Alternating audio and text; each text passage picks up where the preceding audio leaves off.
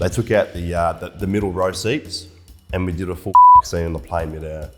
Do I go to ER? Like, am I gonna be those people? I have something in my ass. So actually really common. People want like my period blood. And being small and paralyzed gives my look a very, very particular niche. There are definitely things that I probably should have known beforehand. Guys kept asking, you should get OnlyFans, you do really well. And I was like, all right, I suppose I'll give it a go. And I was one of the lucky ones. I was out of jail for about 10 months and wasn't really knowing what I was doing. Tried a couple of different jobs, wasn't working out for me. I actually tried porn in 2012. I loved it, but the money was shit back then. Juggling like studying and doing this adult content, it was a little bit tricky, but I also felt like I had to keep it a secret at the beginning. My first month I made $23. That's very unmotivating. Next month I made, I think, $99. When you're not making much money, which a lot of people go through, they don't make much money when they first start, and they give up. It's 24/7. Like, it's so demanding because, like, as I said, like, my audience is the world. My own confidence and my own willpower to do it. People are cruel. People are very, very cruel. I was actually out for brunch with my mom at the time, and someone recognized me and came up to me. I was like, oh my God, are you Dainty Wilder? And then obviously I kind of had to explain to my mom, oh yeah, that's sort of like my online persona. I've been in a relationship since I was pretty much 17 and I'm 24 now and I pretty much don't even know who I am because of it. So this job is helping me find myself and find my backbone. I've had a girl in the bed before and she said to me, I can't fuck you. You do OnlyFans. Fuck me. We're in my bed cuddling and kissing, but no one won't fuck me because of OnlyFans. A lot of guys will initially say like, oh yeah, I'm so cool with it, that's totally fine. And then not too long after, their insecurities will start showing, whether it's to do with like the content I make or the fact that I'm talking to other guys all the time, or even like the amount of money I make, or a combination of everything. Look, it's the men who subscribe.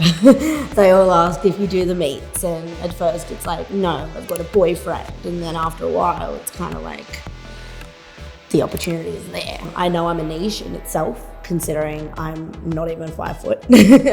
And being small and paralyzed gives my look a very, very particular niche. There have definitely been situations where people have found out too much information about me and then kind of made it a bit weird. Particularly when like someone recognizes me at a party and then they'll kind of like go through the friend group and then find me and message me and I'm like, that's not really cool, but okay. If I go into my message request, fuck me, like, I have a guy saying, can I discreetly suck your dick? No mate, you cannot discreetly suck my dick. I had a stroke at birth.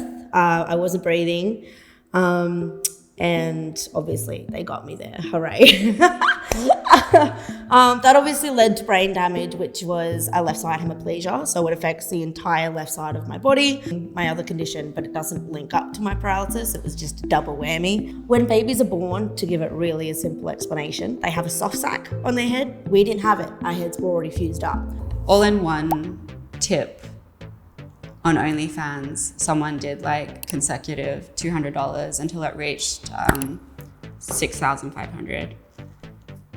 I offer an array of different fetish services regarding Roman showers, which is vomit, brown showers, pretty self-explanatory, or golden showers, also self-explanatory. Yeah, so I think like things that that I didn't do at the beginning, but I do now is like anal, stuff like that.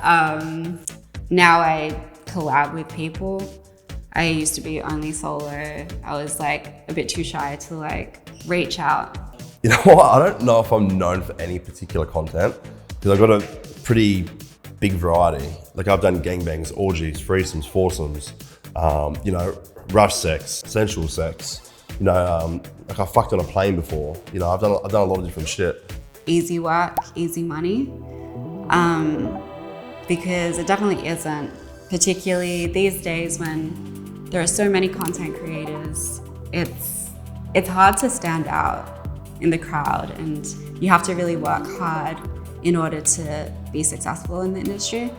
Probably that we're all just sluts in our personal life and just out fucking all the time, which isn't the case. Like a lot of girls I know that I work with, they barely have a personal sex life. They do OnlyFans work, which is a job for them. They could make good money. Then their personal sex life is almost nil. People ask for like scat content or me to like ship my poop to them,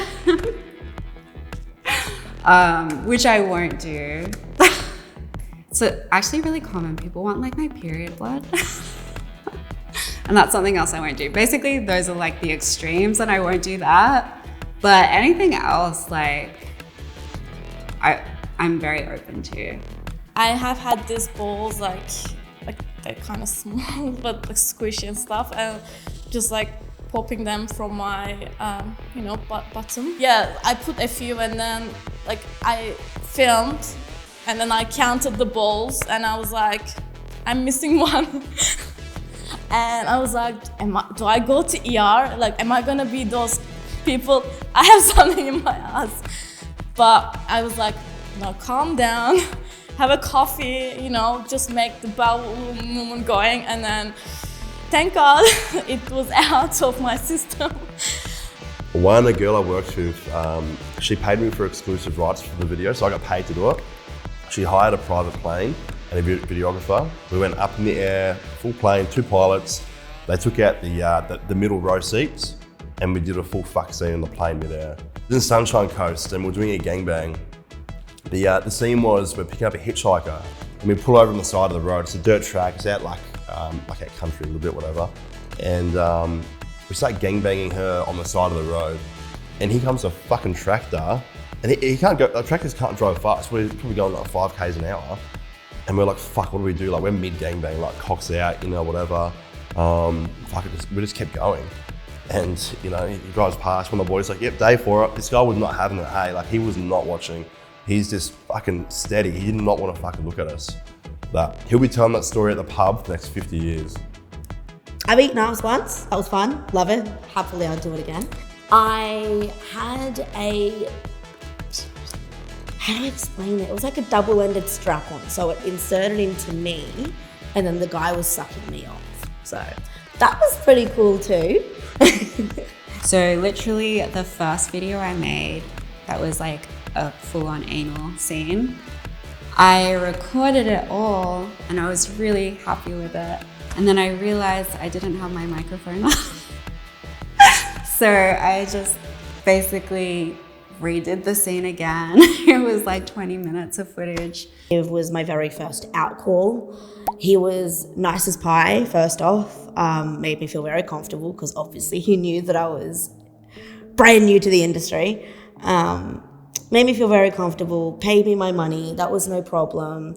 The first meeting was fine. It was the second meeting when he brought me back. He didn't want to pay me first off. And because I had already met him, I was kind of just like, okay, all right, all good. But when are you going to give it to me? When am I going to get my money? I kind of need my money now. I've been here for like 3 hours, da-da-da. He never paid me and then left for work. I do think I've helped a lot of people actually, particularly with the pandemic. It became a lot more obvious because a lot of people were like craving that like real like human interaction and connection, not only like sexually but also just to have someone to talk to. Like a lot of people will actually tell me like, oh, I tried anal for the first time with my girlfriend because I saw you do it. Or, I just released a video that was like an instructional video on how to make a girl squirt. And from there, a lot of people have been like, oh my God, like I got my girlfriend to squirt for the first time. I get asked a lot, how do I last longer in bed? How do you keep it up? How do I pick up women? I guess like how to last longer in bed would be practice edging. And a lot of them don't know what edging is. I say Google it. Practice that at home by yourself. And like occasionally your hard dick might go a bit soft. So you do have to have like a small break. You might have to wank, get yourself hard again. That's not embarrassing. That is like if you ever shoot in front of like a camera guy or you got other people in the room, it will happen.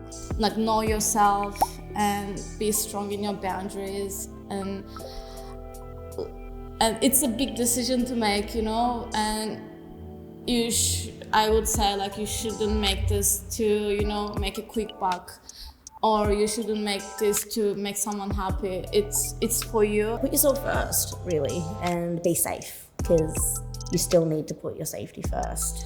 I think outside of OnlyFans, I've definitely seen a lot of like comments on different like social media platforms where people, you know, they like have this white knight sort of attitude where they want to save me from this industry, and I'm like, no, I don't need saving. I copped hate before I did this job, so I'm not a newbie to it. So when I was getting, oh, you know, you're not worth what you charge, or, you know, you're retarded, or whatever it may be, you also get the, why would you do that to yourself? Why would you not respect yourself more?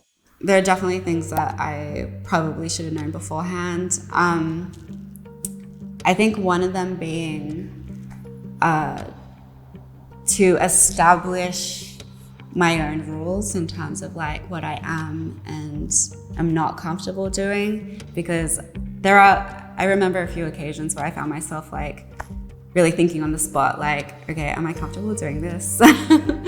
And, you know, in hindsight, I may have done, you know, something that I wasn't ready to do at the time.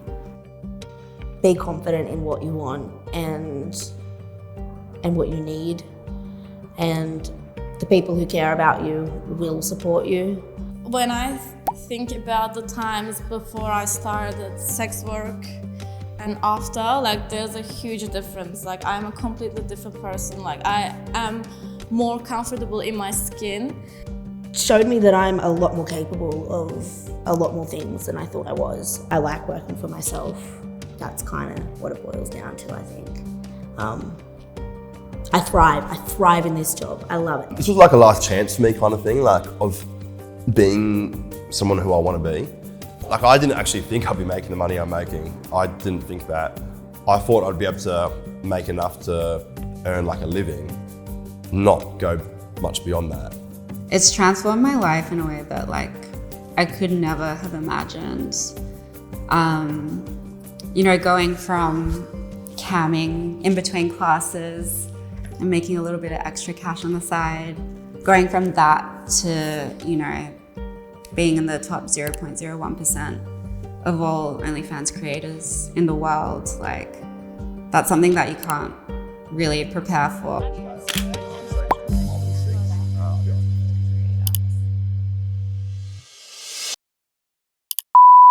Do you know your rough body count? Shit, you know, I get asked that question all the time. And look, it's getting, fuck, I'm just gonna say it, it's getting close to 1,000, roughly. Fucking hell.